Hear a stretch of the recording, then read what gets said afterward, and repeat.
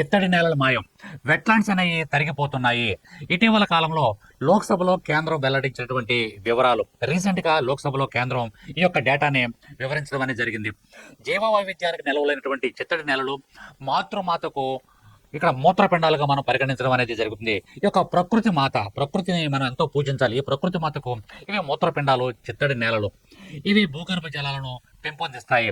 వివిధ జంతు వృక్ష జాతులకు చిత్తడి నేలలో ఆవాసాలుగా ఉంటున్నాయి.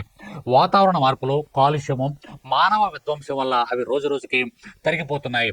2011-21 మధ్య మన దేశంలో ఈ నేలల యొక్క విస్తీర్ణం 7.2 లక్షల హెక్టార్ల మేర పెరిగింది. అయినప్పటికీ కూడా అనేక రాష్ట్రాల్లో మరియు కేంద్రపాలిత ప్రాంతాల్లో ఇవి రోజు రోజుకి తరిగిపోతున్నాయి. ఈ విధంగా చూసుకున్నట్లయితే ఆంధ్రప్రదేశ్, జమ్మూ కాశ్మీర్, ఉత్తరప్రదేశ్, బీహార్, హిమాచల్ ప్రదేశ్ మరియు రాజస్థాన్లో ఇవి విపరీతంగా తరిగిపోతున్నాయని తెలియజేయడం జరిగింది.